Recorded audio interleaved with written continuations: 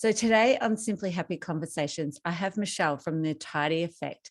She's a professional organizer, a KonMari consultant, and she's passionate about helping people to simplify their lives, organize their homes, and organize their digital admin as well. So welcome, Michelle. Hi, thank you for having me on. Oh, no, thank you so much for making the time and come on to share your knowledge around organising and digital admin, and maybe even some digital photos that we might talk about later. Yes. Maybe let's start with some of the things that you like to do in your free time. If you have any. Yeah, I was going to say I don't have that much free time. I have two small children, so most free time is taken up by them. But some things I like to do free time by myself is read, nap. I always could do with a nap, and just hang out at the beach. Oh, so what sort of books do you like to read? Actually, mostly I read business and like professional development, so maybe that's not really free time, but I still do it. Oh no, I'm the same. I love that. It's only if I'm on a holiday that I'll read a novel, but I still love professional organizing books, or books, professional learning books as well. Yeah. And so tell us about your journey to becoming a KonMari consultant, but also because you started with interior decoration first. Yeah, so I always loved homes. Like, I've been obsessed with houses since I was a kid. So I started I thought real estate, and I did a real estate course, and then I went, actually, I don't want to sell houses. It's all too high pressure. So then after a little bit of wondering what to do, I found an ad for an interior design course, and I was like, yeah, okay, that's it. Making houses, more personal for the clients. That's a lot better than selling them a house. So then I did interior design, and I worked in interior design for a few years. Maybe 5 years. And my last job was like for a home builder, a new home builder. And I worked in the studio helping the clients select all their finishes and things. And I just found that clients were like either building houses that seemed way too big, or trying to squish into a house that seemed way too small. Like, no one was really thinking about what they actually needed. So then I thought, I need to get into their houses to make a difference. How do I get in and help them live better? So that's when I remembered Marie Kondo. Actually, I'd done my own tidying festival.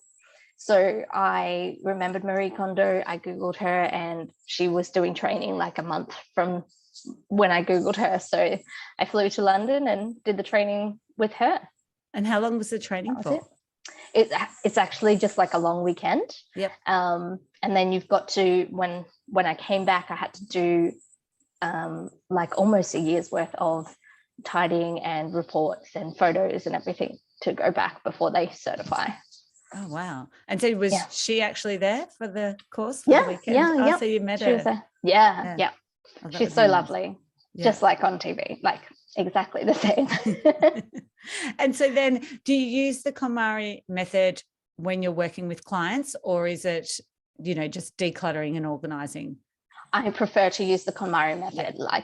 Probably 99% of my home decluttering clients, they're the KonMari method. Yeah. So maybe tell, because people are probably, some people might be like, what are they even talking about? Yeah. Because, we're in that field, so we know, but maybe there's people out there that are like, oh, I've heard of it, but I don't know what it is. So maybe just go in a little bit of detail about it. There are so many people that haven't heard even of Marie Kondo. So Marie is a professional organizer. She's from Japan originally, and she developed her own method of decluttering. So instead of doing like room by room, we do categories, and we do it in a specific order. And we go through and keep only the things that spark joy. So we would like pile all of your clothes together, and then you have to hold each piece and decide which ones spark joy, and we only keep the ones that spark joy, and the rest go either to donations or, sadly, maybe to landfill, but hopefully donations. And selling, do you find you have many people who want to sell their things, or not so much? Not so much. I guess it depends on your clientele. Like if I get a higher end client, one that has higher end products or garments, then we will do selling, or they will. I generally try and stay out of that. Yeah. But they don't do any selling. A lot of my clients are happy to just donate, because it depends on whether it's worth the time to do the selling. So if you just have the average clothing, then it's not generally worth time, and they're happy to just donate. Yeah. And so do you want to just give us a quick rough, what is the process, like the areas of your home that you would start with? Yes, the categories that you do. Yes, so you start with clothing, and then you do books, and then you do papers, and then you do kimono, or which translates apparently to miscellaneous, which is just basically everything else in the house. and we break it down into some categories. And then the final category is sentimental. So that can be any other item, like it could have been sentimental clothing, but we'll keep it to the end and do anything sentimental right at the end. And so do you find, though, that you attract some clients that might be wanting to just do their kitchen? And so then do you still focus on the same method, or how does that work? Yeah. So most of my clients do the full festival, because that's how I advertise and how I market. But a lot of there are a few of my clients that will just do one category, but we still do the whole spark joy thing. I just find it's more effective if you start from the start and do the whole house. But if someone's intent on doing just one category, we'll still pile it all together, check what sparks joy, and And then do you find too, if they did just start with the one category, they're like, actually, let's keep going?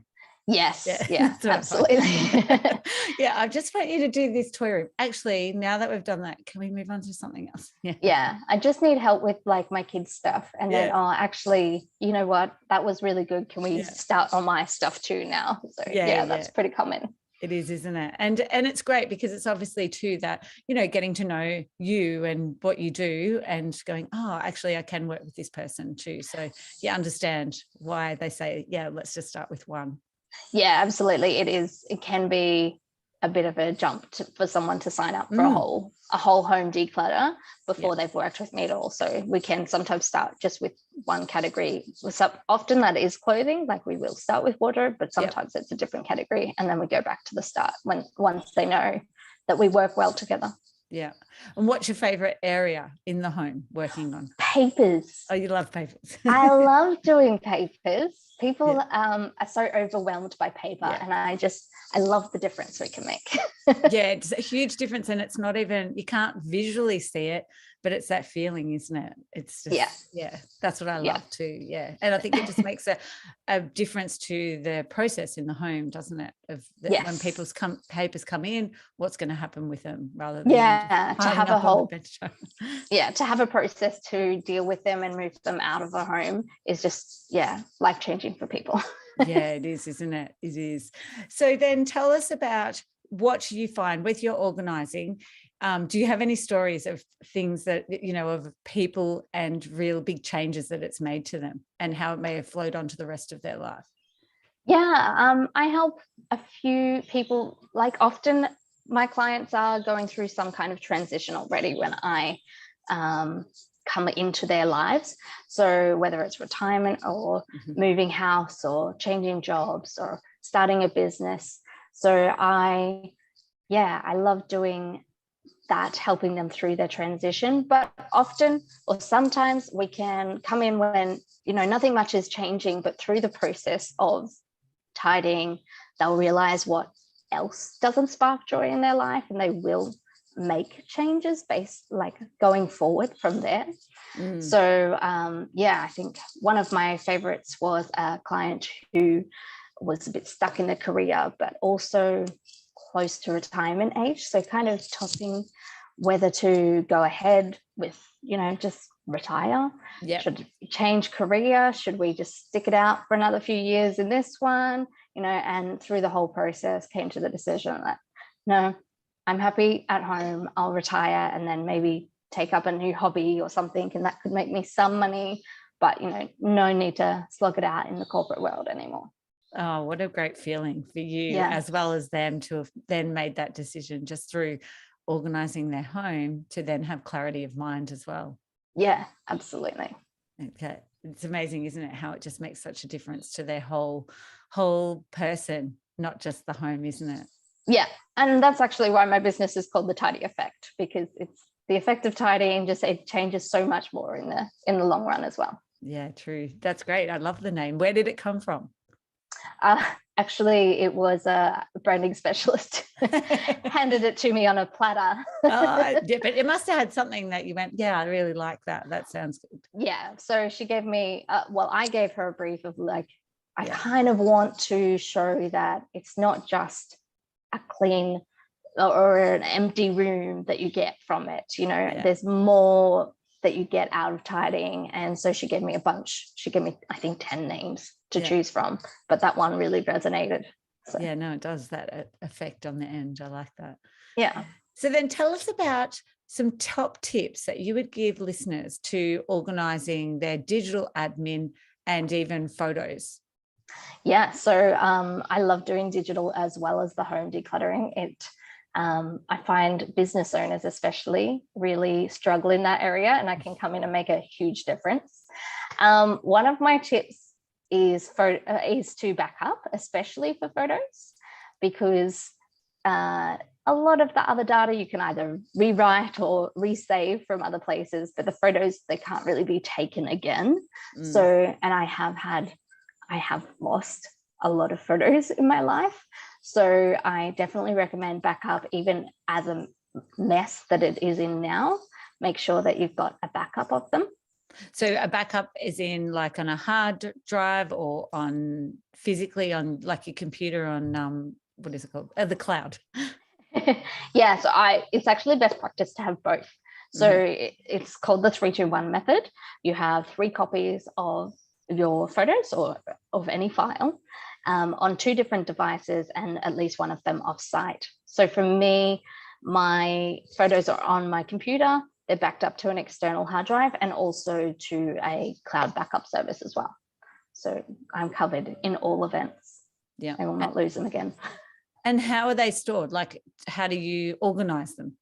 Yeah, so I was having this conversation with someone the other day because I've seen a lot of ways to organize your photos, and I believe that there's only one correct way to file your photos, and that is in chronological order. So whether I separate mine by year, but if you take a lot, maybe by month, but I definitely don't think I've seen like ordered by who's in the photos, which is confusing if there's more than one person in the photo. I've seen categorized in events, but then it's hard to track. And like, what about things that aren't actual events? Yep. So like just everyday photos, where do you file them? That sort of thing. So I definitely recommend chronological order. Yeah. Year by year. Yeah. Yes. Yeah. And then I also recommend, like so many of my clients, the photos are only on their phone. Yeah.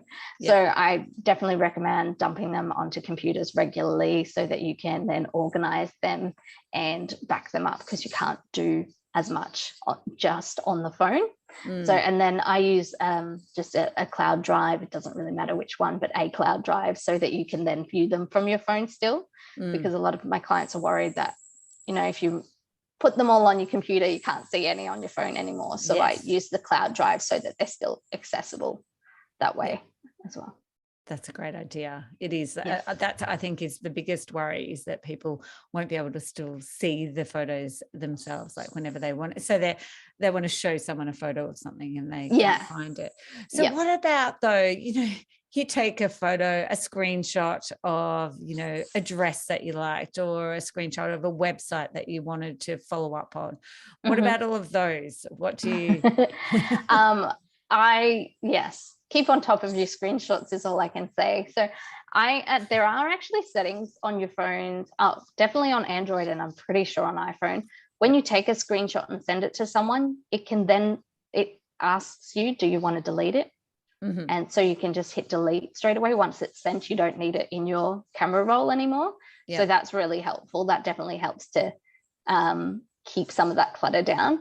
And then with the other screenshots, I think when I'm doing the photo dump onto my computer, so I do mine monthly, whenever you carry them across to your computer, I go through those screenshots, and it's kind of, if you haven't already actioned it, you probably won't. So if it was a website to follow up on, if you haven't done it in a month, it's unlikely that you will. So I let those go. It's kind of outdated information by then. Not that, that thing is out of fashion or anything, but that you clearly don't need it anymore because you haven't actioned it. So it was an impulse at the time, but you haven't actioned. And then I have a lot of quotes and that sort of thing. Firstly, I use Pinterest to save them a lot of the time. But I do have a screenshots folder on the phone, on the computer, and you can tag photos so that they're searchable. Okay. And I'll tag them with like quote or something so that I can search. If I'm looking for an inspirational quote, I can just type quote into Windows Explorer and find all of the quotes that I've got saved on the computer. Oh, that's a great idea. I haven't thought of doing that, tagging my photos on my phone. Yeah, to make it a lot easier. Or does it doesn't automatically do that? Does it pick it up? No, you just got to do it yourself. Yeah. I think maybe possibly iPhones do have a setting to tag a lot, but that's normally only if you have all of your photos inside Apple Photo Library. So if you start using it, like if you're paired with a PC instead of a Mac computer, and you copy your photos onto the PC, then you'll lose those tags, I believe. Okay. Oh, right. So, yes. Yeah. There's lots of those little technical things, isn't it? Lots of little technical intricacies that you learn a lot when you start doing photos. And I'd say that's probably people's resistance, isn't it? Yes. To even organize in the first place photos, is because there's so much to it. It's not as simple as just saving it necessarily, unless you have the same, the phone's the same as the computer, and you're used to using those cloud-based as well. Yes. Yeah. It can all be really overwhelming to think, I've got this and I've got this, and how do I make it all work, and how do I and just that start, where do you start? Like, how do you even start? There was another question that came to mind when you were saying that about the tagging the photos. No, it's gone now. It'll come back to me, but it's just it was around that people. Oh, I know what it was. So what about when people have digital cemetery, and they have the iPad, a computer and a phone, and they haven't saved any of those photos, but they don't want to get rid of them yet because they do want them? What's your process with that generally? For like to get that, they've got the old phone there and they want to get the photos off. Yes. It's always to me, it's the last thing, and then we never get around to it. So I actually have an old phone sitting on my windowsill in front of me where the same thing. Yes. It is definitely not a priority. Yeah. I hear you. But basically just making time for it. But if you have a system in place, it's quite easy to do so. But if you don't have a system, then it is difficult to know where to start, like you said. And then that's when people have their tech just sitting around thinking, I've got to get photos off that at some point. But really just diving in and researching the best way to get them off is really the first step. So for me, I have moved all of the photos off that phone. It was all of the photos in messages.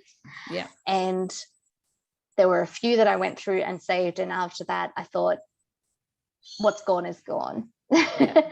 There's a point where it's not worth the effort. So I went through and saved all the photos that my mum had sent me, for instance, because they're normally of my children when they're at her place. So I went through and saved a bunch of those. But really, she has all of those photos as well. So I could have just gone to her and asked, if she had if I could just get any photos of my children.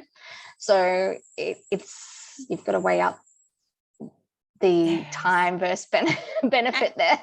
And then you think about these devices, like how much they've changed over the past few years as well. Like when you actually probably get that photo, what's the quality like?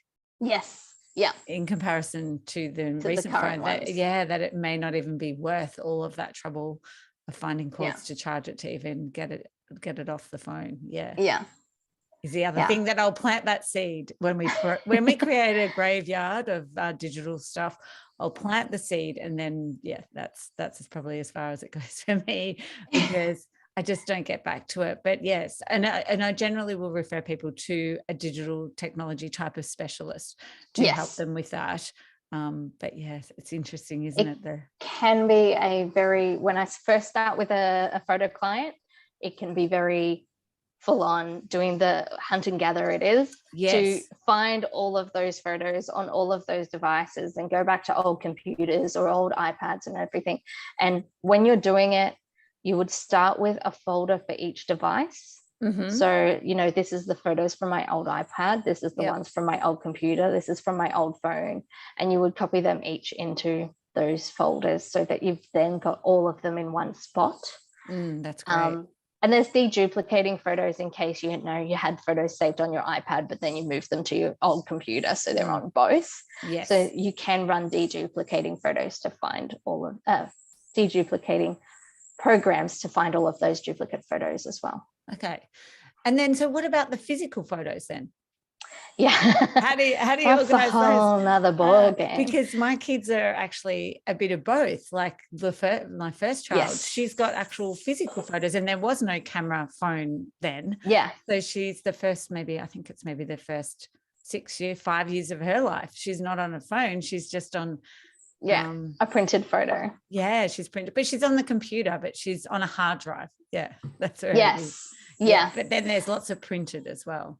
Yeah.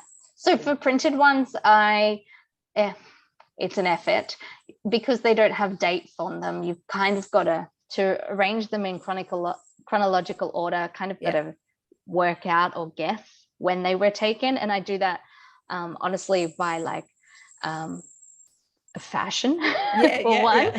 And also like the age of the kids, the age of people in them and that sort of thing. Or that was when we went camping in that year, or that's that was that big event, so those years, and then you can piece the rest around that. But sometimes the best you can do is decades, when you're organized by decades, when you're I did my grandparents' back catalog of photos, so that was kind of difficult. And I was like, well, that's when my mum was a child, and then that's when they were teenagers, and so that's the kind of best grouping that you can do in that stage and in that point sometimes. Yeah. And then do you scan those then to make them digital as well, like to save them? Yeah, I did.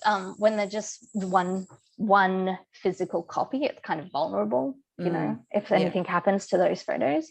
So I did digitize all those, but that is an art in itself as well. So you've got to have the right technology. There are apps that say that they'll scan photos on your phone, but that's not really a high quality. So you couldn't reprint that and have a decent quality photo. So it's that's an art in itself. And I'm sure there's a lot better technology now that can scan photos really quickly and just have a better quality than there was even maybe 2 years ago. Yes. So a lot of the professional photo organizers actually take photos. They camera scan. They take photos of the photos with their camera, because that is the way to get the best quality if you have a very high quality camera. Yeah. And that is a skill. Wow, that just sounds really time consuming. That I don't do it myself yet. But I know a lot that do, and they have a whole workflow, so it can be time consuming, but once you get good at it, you can do so many per minute. It can be really efficient if you know what you're doing. And so then to finish off, what's the sort of best way then of either storing them? Like, what do you find with people you work with? Do they usually like to have them printed off? Do they, what's some of the ways of displaying them or keeping them? There's so many different ways, and each person has their own preference. I love the idea of, I haven't done it for myself yet, actually, a digital photo frame. that you can upload the photos to idea. that can switch around and that sort of thing. I actually don't have many photos on display in my house, and that makes me a little sad. So I do have to fix that and get a digital photo frame. A lot of people, goal yes, for you. That is a goal for me. Yeah. Get my photos displayed. A lot of people do like having prints and photo walls and that sort of thing.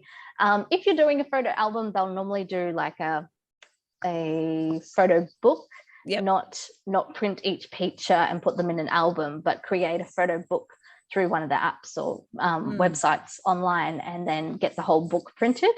So they can be really nice. And I know people that do like a yearly family photo book, which can be really good. And then to have those all lined up on the shelf looks really cool too. Yeah, no, and it's great for kids. Kids, I find, really like going through the books and looking back, the ones that we've done when they were younger. Yes, I also want to do that 2023 goal maybe. Because we get photos from daycare too, and at the end of the year they give you the little scrapbook of things they've done. And my daughter, my youngest one's 2, and she loves going through that book. Loves it. Anytime she sees it, she pulls it out. So yeah, definitely a new family ritual will be creating photo books for each year going forward. But I did the kids art, like, because they're a bit older, and I used like Jimmy Halfpenny. They were amazing. So I sent all their art to them, and they made these beautiful books, and they love looking through the books. They actually chose from these massive tubs of art what they wanted in the books, which was great. So they must have been, I think I did it 2 years ago. So, sort of 8 and 10, and so it was a good age because they had so much to choose from. But that was it's a good range of. I was probably like, oh, we need a couple more kinder in there, and they chose obviously their older artwork, which they could see a lot more development in. But it was really lovely, and they still love to flick through them. That's amazing. I love that idea, because you do come across some people with tubs of kids artwork, and it's like, okay, do you have space for all of this? Let's make some books out of that. Definitely. The other thing we've done, and I've done it with other clients, is put their photos onto the Google Home. So set up their Google Home or their Alexa, and then have a photo album so it's digitally coming through as well, which is similar to doing a digital photo frame. That would be so good. That works well, because they can see the differences and the changes over the year and stuff as well. Which is beautiful. It's a good gift also for grandparents if you've got one that you can upload remotely as well. That would be great. So we just use a family chat at this stage, where we just send photos to the whole family, but it would be really nice to have for the grandparents a photo album or photo frame that you can upload, and they can just glance and see, new photos on there. I love that. That's a great idea. We'll definitely be thinking about using that one. Well, thank you so much, Michelle, for your time. How can people find you? What's the best way to connect? Thank you for having me on. My website is thetidyeffect.com.au, and I am on most social media under The Tidy Effect. Beautiful. Really easy. I'll definitely share links in the podcast links section. So, and thank you so much again for coming on and sharing all of those tips around definitely photos. That'll be great for people to get organized this year. Yes, thank you so much. I know, thank you.